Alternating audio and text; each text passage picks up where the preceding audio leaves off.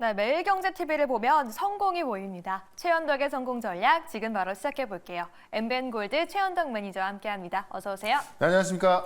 네, 오늘도 시청자분들 시장에 대해 어떻게 대응해야 할지 고민이 많으실 것 같은데요. 네. 그래서 저희가 첫 번째 성공 전략 준비했습니다. 열어볼게요. 네, 시황을 보면요. 금리가 모든 걸 지배한다라고 말씀해 주셨어요. 어제도 그랬고 우리 오늘도 그랬고 미증시가 지금 시황에 모든 걸 금리가 지배하고 있다. 어제 채권 금리가 올라가면서 이제 미증시도 빠졌고요. 우리 증시도 그런 것들이 어제 선반영되면서 어제도 빠졌고 오늘도 이제 좀 오전에 이 변동이 나오고 있는 건데 저는 오후장에 좀 반등이 나오지 않을까 보고 있는 건데 왜 그러냐면 이 금리가 일단 채권 금리가 오르긴 올랐습니다만 네. 이게 만약에 어떤 고용 지표나 인플레 지표가 안 좋게 나와서 오른 거라면은 어떤 추세적 상승이기 때문에 안 좋을 수가 있습니다.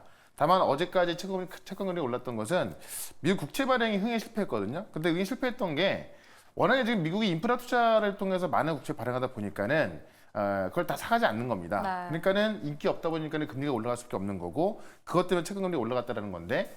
하여튼 어쨌든 국채 발행을 하면서 올라간 거기 때문에 이거는 일시적인 거죠. 결국 오늘 밤 실업 지표라든가 내일 밤 PC가 발표된다면은 무난하게 나온다고 한다면은 다시 꺾일 수가 있는 겁니다. 그래서 이 채권 금리 상승이 어떤 추세적 상승이 아니라 일시적 상승이기 때문에 사실 이게 추세적 상승이라 본다면요. 네. 외국인 매도가 상당히 많이 나와야 되는 건데 그렇죠. 어제도 그렇고 오늘도 보면은 외국인 매도가 그렇게 많이 나오지 않습니다. 나오긴 나온다 하더라도 적게 나오고 있는 거고 코스닥 같은 경우는 오전장에도 외국인 매수가 좀 들어가고 있던 거고요. 그런 관점에서 결국 저는 6월 중순에 CPI 꺾이면은 이 금리 인하에 대한 기대감이 더 갈 거로 보여지고 있는 건데요. 그 시황이 이제 제가 볼 때는 이번 주말을 끝으로 해서 다음 주부터 좋아질 수 있기 때문에 이 금리가 모든 걸 지배하고 있을 때 오히려 지금이 일시적인 금리 상승이 나왔을 때가 주식으로서는 오히려 매수 기회가 될 수 있다. 이렇게 한번 정리를 해보도록 하겠습니다. 네, 오히려 지금 시작은 매수 기회가 될 수 있고요. 다음 주 시장에선 시장의 상승을 기대해 볼 수 있다라고 말씀해 주셨습니다. 네. 그럼 두 번째 성공 전략도 함께 열어볼게요. 네. 네, 원전은 다시 갈 것이다. 하지만 그 매수 타이밍은 이라고 말씀해 주셨어요. 네. 일단은 그 원전이 어제 이제 큰 폭으로 올랐다가 다 빠졌잖아요. 네. 조정이 나왔고. 자, 어제 무료 방송을 통해서도 이제 원전은 조정이 나왔을 때 우리기술 또 우진엔텍 이런 정도만 좀 보시라. 또 두산 에너빌리티하고요. 말씀드렸던 건데 어제 빠진 이유가 아마 제가 말씀드리면 이해되실 거예요.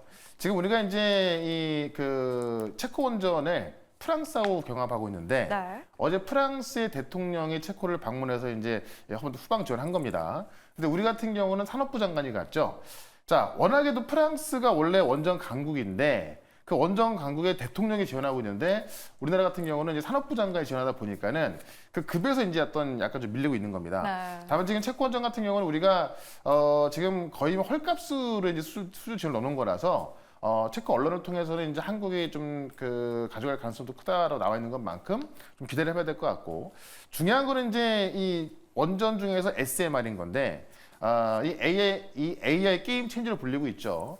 결국 이 AI 때문에 부족한 전력 수요를 당장 급한 건데 당장 이런 것들을 해결할 수 있는 연료 전지고 원전 같은 경우는 우리가 말하는 그냥 대형 원전을 보게 되면은 한 5년 이상 걸리는 건데 SMR은 2년 만에 질 수 있거든요. 또 데이터도 바로 옆에 질 수 있고요. 그런 관점에서 거의 게임 체인저로 제가 볼 때는 이건 대체 불가입니다. 그런 관점에서 결국 SMR 관련주가 올라갈 수밖에 없기 때문에 어제도 이제 우리 기술 또 우리한테 말씀드렸던 거고요. 원전은 지금 전망도 그렇습니다만 네. 주가가 올라간 걸 봤을 때 여기서 멈추지 않을 겁니다. 오히려 조정 시 매수 관점 보시면 좋을 것 같다. 이렇게 한번 정리를 해보도록 하겠습니다. 네, 원전 섹터 계속 유명하기 때문에 우리가 조정 시 매수해보자라고 그 타이밍까지 짚어주셨습니다. 네. 그렇다면 오늘은 어떤 종목을 봐야 하는지 함께 보기 전에 저희가 어제 담았던 종목들도 함께 살펴볼게요. 네. 사실 저희가 어제 바로 이 시간에 애플 관련주로 태성을 매수했는데요. 오늘 바로 상한가에 돌입했습니다. 목표가는 당연히 터치했는데요. 어떻게 추가적으로 봐야 하는지 함께 살펴볼게요. 그러니까 어제 제가 조정이 나왔을 때 너무 좋은 기회다라고 말씀드렸던 건데 네. 오늘 갭 상승과 동시에 상한가 들어갔었고요. 지금도 그 부분에서 움직여주고 있습니다. 가장 중요한 게 이제 애플의 AI가 다다음 주 월요일에 나오는 거고 결국 애플의 공급 체인을 봐야 되는 건데 지금 이 타선 같은 경우는 이제 애플의 서버를 담당하는 폭스콘의 자회사에 이 PCB를 공급하고 있습니다. 네. 그래서 애플의 공급 체인이기도 하고 결국 애플이만 하는 AI가 이제 온 디바이스 AI이기 때문에 이 PCB 기업들이 올라갈 수밖에 없거든요. 그런 것점에서 최근에도 올라왔었습니다만은 어제 이게 이제 거의 신고가 부근이다 보니까 걱정하시는 분이 많이 계셨던 건데 제가 더 갈 수밖에 없다고 말씀드렸죠. 오늘 상한가 들어간 건데 네. 일단 목표가를 8,500원까지 올려볼 거니까요. 일단은 절반 정도는 좀 수익 실현을 하시되 나머지는 8,500원까지 애플의 AI 발표 때까지는 한번 좀 기다려 보셔도 괜찮을 것 같습니다. 네, 태성 하루 만에 급등했고요. 절반 차익 실현 후에 절반은 목표가 이 상향 조정한다라고 말씀해 주셨습니다. 네. 이 종목도 함께 보시죠. 전일 함께 얘기했던 자란 테크놀로지. 오늘 4% 가까이 좀 상승을 했다가 지금 네. 조금 윗골에 달려 있는데요. 그러니까 오늘 가다 말았기 때문에 그렇기 네. 때문에 지금도 뭐 매수 가능한 건데요. 제가 계속해서 지금 어제 같은 경우도 이제 애플 관련주만 두 개 말씀드린 거잖아요. 그러니까 지금 좀 전에 봤던 건 태성은 애플의 직접적인 관련주인 것이고 네. 이 자람 테크놀로지는 결국은 애플이 이 20억대의 아이폰 갖고 AI를 시작합니다. 그럼 결국 온디바이스 A가 커질 수밖에 없는 거고 이 온디바이스 A는 NPU라는 반도체 핵심이거든요. 그렇기 때문에 그 반도체를 또 가장 먼저 설계한 게 바로 자람 테크놀로지라는 거죠. 그런 관점에서 결국은 우리가 이제 어떤 엔비디아를 봤을 때는 하드웨어 업체들이 뭐 GPU 관련된 서버 업체들이 많이 올라간 겁니다만은 이 애플의 AI가 시작됐을 때는 온디바이스 AI 관련해서 설계하는 기업들 또 그 설계인데 IP를 공급하는 기업들 또 설계한 거를 이제 그 파운드리 공정까지 최적화 시켜주는 이 DSP 기업들 이런 기업들이 올라갈 수밖에 없는 거고 그런 기업들이 아직도 굉장히 쌉니다. 네. 그런 관점에서 아직도 매수 구간이라고 말씀드리고 있는 거고요. 어제 태성 같은 경우도 무료 방송에서 좀 간증히 말씀드렸던 건데 오늘 무료 방송에서 또 좋은 정보 있으니까요. 오늘 4시 무료 방송도 이따가 기대를 해보시면 좋을 것 같습니다. 네, 기대해 보도록 하겠습니다. 이 종목까지 함께 더 짚어보시죠. 퓨처캠은 5월 초에 매수했는데요. 네. 벌써 22% 수익 나고 있어요. 네. 오늘도 급등하고 있네요. 네, 계속 가는데 네. 일단은 목표가 17,000원을 이제 오늘 좀 넘어섰습니다. 그래서 목표가 왔기 때문에 일단 1차적으로는 좀 매도 의견 드리겠고 나머지 절반 정도는 좀 더 가져가야 될 것 같은데 이게 지금 우리나라에서 이제 치매 치료제 레캠비가 이제 FDA 식약처 허가 나면서 그에 대한 진단제로서도 올라가는 거고요. 지금 방사성 동위원소를 이용해서 이제 어떤 의약품 개발하고 있는 건데 이 방사성 동위원소 관련된 의약품 개발하는 기업들이 해외에서는 조단위 평가를 받고 있거든요. 네. 근데 지금 이 레캠비 이 퓨처킨 같은 경우는 아직까지도 시가총액이 너무 작다 보니까 그런 관점에서 더 올라갈 수 있다라고 말씀드리면서 지금 바이오도 그렇고 반도체도 그렇고 에너지 이쪽도 보시면은 다 올라가는 게 아니라 몇몇 개 핵심 종목들만 올라가거든요. 그래서 오늘도 사실 뭐 어떤 업황을 전체적으로 다 보지 마시고요. 그중에서 핵심 종목 올라가기 때문에 오늘의 두 종목도 그런 종목 준비했으니까 기대해 보셔도 좀 좋을 것 같습니다. 네, 오늘도 과연 태성 같은 종목이 어떤 종목이 나올지 정말 기대가 되는데요. 먼저 첫 번째 오늘의 공략주 함께 공개해 보겠습니다. 네. 가전이 아니고 AI의 핵심이 될 것입니다. 네. 라고 말씀해 주시면서 LG전자 가져가 주셨는데 지금이 그 타이밍일까요? 그렇죠. 그러니까 우리나라를 대표하는 이 두 가지 전자업체가 LG전자, 삼성전자인데 네. 삼성전자 이제 뭐 반도체에다 HBM에다가 DRAM 또 시스템 반도체 여러 가지에서 올라왔지만은 LG전자는 항상 소외가 돼 있던 건데요. 이 LG전자가 미국 내 대형 데이터 센터에 냉각 시스템을 공급했습니다. 이게 이제 이 수천만 달러 정도의 어떤 금액으로 추정이 되고 있는 건데 지금 이 칠러를 이용한 냉각 시스템을 공급하기로 한 거고요. 이게 공급을 할 것이다가 아니라 확정이 된 거거든요. 네. 그러니까 지금 최근에 우리 이제 이 엔비디아의 차세대 반도체 블랙웰이 나오면서 뭐 액침 냉각이라든가 지금 차세대 반도체들은 너무나 이제 성능이 좋다 보니까는 발열이 심해서 이 냉각 기술이 가장 중요한 건데 그럼 관련해서 많은 기업들이 올라왔었죠. 근데 실질적으로 미국 내 데이터 센터에 수천만 달러치의 어떤 냉각 시스템을 공급한 거는 LG전자입니다. 네. 그런 관점에서 LG전자가 이런 데이터 센터에 대형 데이터 센터에 냉각 시스템을 공급하는 곳에 있어서 대형주이기 때문에 가장 대형주고 우량주죠. 그러니까 많은 분들이 이걸 봤을 때 그러면 이 LG전자 수혜를 보는데 네. 그냥 LG전자를 보시면 된다라고 말씀드리겠고요. 이 냉각 시스템 공급 시장이 얼마나 커지고 있냐면은 66조 이 냉난방 공조 시장인데 네.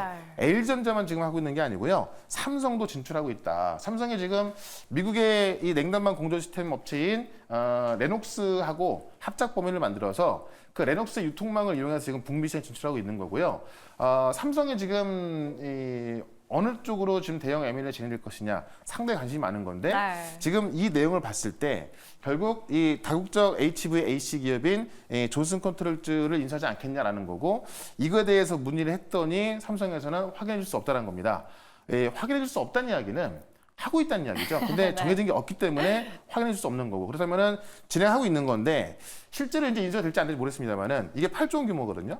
그럼 지금 시장에서는 하만 이후에 삼성이 어디 인수할 것이냐. 지금 이 냉난방 공조 시스템을 인수하는 걸 하고 있는 거기 때문에 이 시장이 크다는 걸 증명하는 겁니다. 그런 관점에서 여기에 지금 LG전자 같은 경우도 이 데이터 센터에 이 냉각 시스템 공급이 확정됐고 이게 지금 규모가요.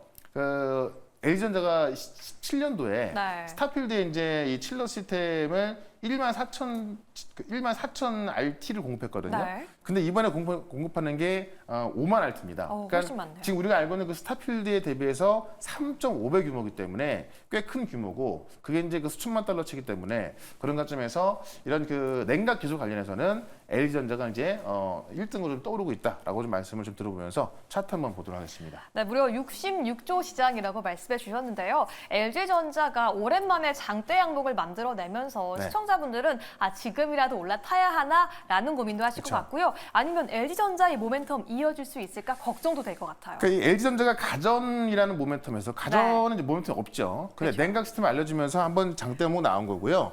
어제 좀 올라갔다가 좀 조정이 나왔잖아요. 이 조정이 나왔을 때가 매수 관점이다라고 말씀을 드리면서 일단 목표가는 12만 5천 원, 손절가는 10만 원으로 대응을 해보도록 하겠습니다. 좋습니다. 오늘의 첫 번째 공략주 LG전자 제시해 주셨으니까요. 꼭 함께 체크해 주시기 바라겠습니다. 그럼 오늘의 두 번째 공략주 지금 바로 열어보시죠. 네.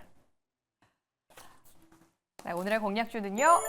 한미 반도체가 하면 따라간다라고 말씀해 주시면서 네. 한양 디지텍을 가지고 오셨는데 네. 굉장히 오랜만에 보는 것 같아요. 한양 디지텍이 지금 최근에 조정이 많이 나와서 네. 굉장히 싸게 살 수 있는 영역이다라고 좀 말씀드리겠고요.